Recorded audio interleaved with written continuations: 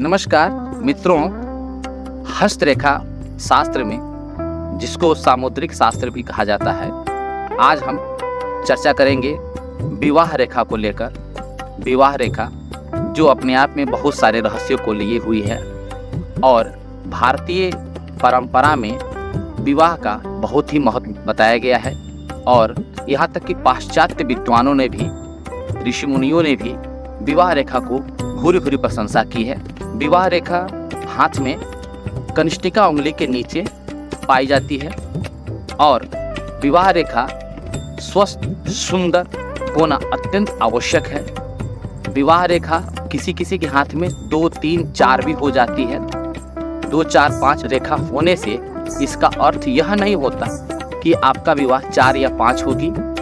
कभी कभी देखा गया है कि विवाह रेखा बहुत हो फिर भी उस जातक का विवाह नहीं होता है और विवाह रेखा नहीं होने के पश्चात भी व्यक्ति का विवाह हो जाता है। इसके लिए अन्य पर्वत, अन्य ग्रहों का भी अवलोकन अनिवार्य होता है। तो आज की वीडियो में हम सब विवाह रेखा पर विशेष चर्चा करने के लिए हैं।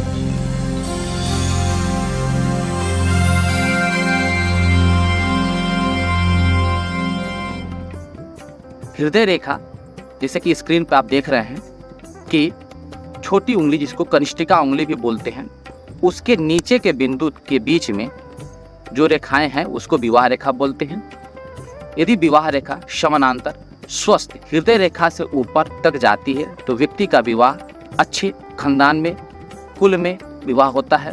विवाह रेखा यदि हृदय रेखा की तरफ हल्की मुड़ी हुई हो तो व्यक्ति का विवाह बहुत ही सुंदर और अच्छा होता है और यदि यू टर्न डायरेक्टली दिखे साफ शब्दों में तो विवाह बहुत ही अच्छा नहीं माना जाता है। यदि विवाह रेखा हृदय रेखा में मुड़कर स्पर्श कर जाती है मित्रों, वह भी बहुत दोषपूर्ण रेखा मानी जाती है। विवाह रेखा का एकाएक आगे चलकर टूट जाना भी अपने आप में बहुत दोषपूर्ण है।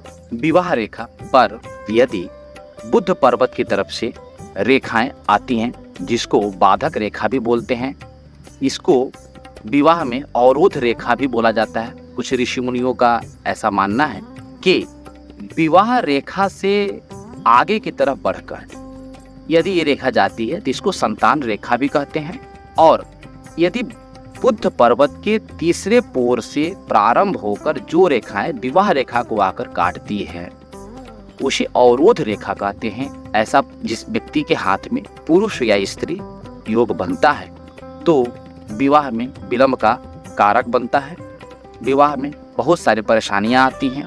देखा गया है समाज में रिश्ते जल्दी मिलते नहीं हैं, बात बनते बनते रुक जाती है और यदि यही विवाह रेखा आगे बढ़कर सूर्य पर्वत तक पहुंच जाती है और सूर्य रेखा को स्पर्श कर ले तो इस परिस्थिति में विवाह बहुत ही अपने से उच्च परिवार में, धनी परिवार में होता है।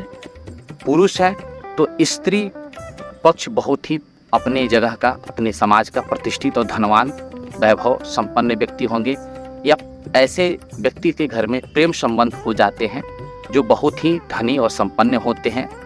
अपने प्रैक्टिकल लाइफ में मैंने बहुत से ऐसे लोग हाथ में देखा ही कि बहुत गरीब लड़का है, अमीर घर की लड़की से उसका शादी होता है अथवा अमीर घर के लड़के की शादी गरीब घर की लड़की से हुई है। ये बहुत ही अच्छा और शुभ माना जाता है और विवाह बहुत अच्छा चलता भी है। यदि यही रेखा सूर्य रेखा को काट कर आगे चली जाए तो विवाह में बहुत बदनामी होती है और अपमान का कारक बनता है। विवाह चलता भी नहीं है और प्रेम में धोखा कह सकते हैं। विवाह को समय के लेकर बहुत लोग बड़े ही असमंजस में रहते हैं। विवाह कब होगा, किस उम्र में होगा, लव मैरिज होगी कि अरेंज मैरिज होगी, बहुत सारे इस सवाल मन में विशेषकर आज के युवा वर्ग को ये परेशान किए रहता है और एक्साइटेड रहते हैं जानने के लिए।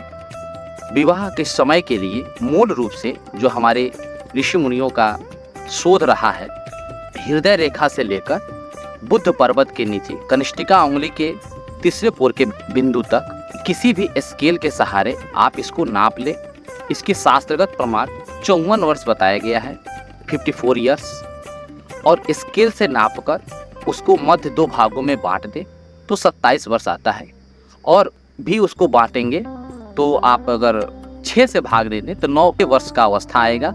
और इसी स्केल से उसको रख के बांट दें और जिस उम्र में विवाह रेखा आपके हाथ में अंकित हो रही है उस उम्र पे आपका विवाह होगा।